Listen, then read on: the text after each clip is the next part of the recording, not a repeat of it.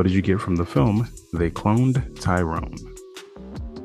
Yeah. So I think the movie started a little bit slow, um, giving us, I don't know if you call it backstory, maybe just giving us routine from the main character's life, Fontaine, who we follow throughout, just regular business. Just leaving the house, going to the corner store, hanging out, doing whatever.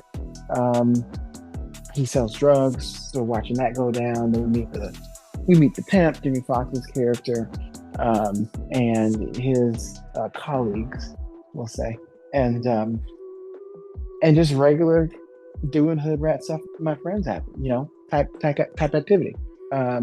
But it takes a twist when someone's suddenly killed or not. So it's definitely like a science fiction movie. But it's a very different feel to the start. But I like that. I feel like it's branching out on what science fiction can do as far as, who typically plays those characters, and particularly a cast like this. It was an interesting twist that felt not quite like Get Out, but along those lines. Yeah, in some ways, yeah, like Get Out. I was really thinking of Undercover Brother.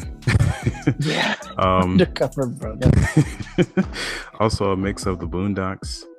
Uh, a lot of those black shows. Yeah, It reminded me of a lot of those things. It had elements of all those really, especially yeah. Undercover Brother. But I guess so. I didn't think about that, but I guess you're right. yeah, but this one is definitely more rated R. Yeah, But it's pretty exciting. It's a mystery, a little thriller in there, but a whole bunch of comedy.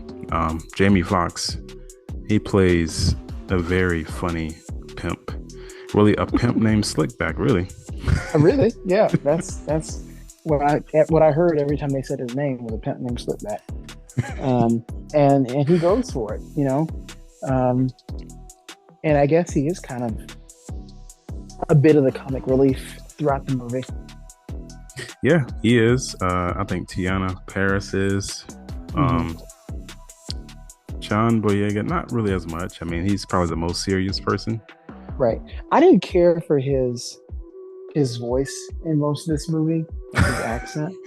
But because I only think about it because I know he's not American, and he does American accents so well. But this one I didn't care for.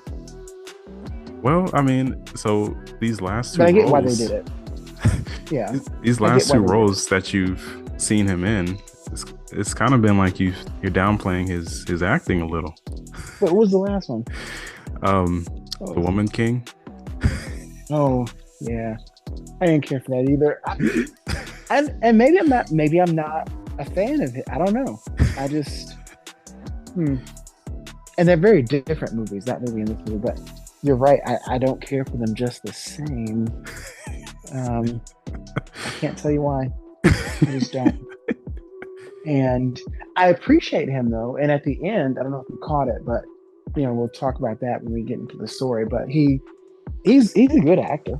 But Yeah. what is that? For whatever reason, I just can't get into him. I don't know. Well, I like him in Star Wars. I don't know. I think he did really well in this role. I did like him in this role more than in The Woman King. He was Yeah, just the too acting was good.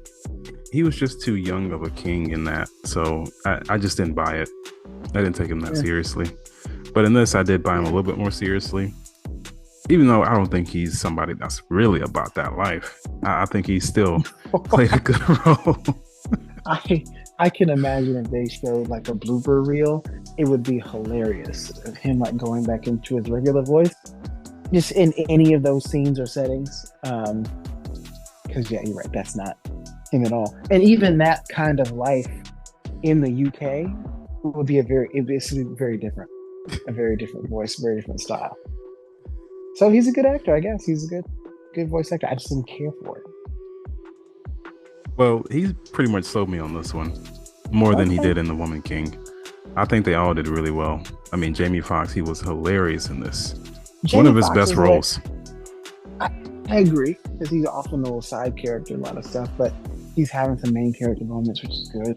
But I do feel like John was maybe a little bit one note. I don't know. But then there's a whole ending, and it's like, well, those are multiple people, but I definitely didn't care for his voice there. Um, He didn't sell me. well, he is actually playing multiple characters even before the ending. Oh, yeah. Yes, he is. Um,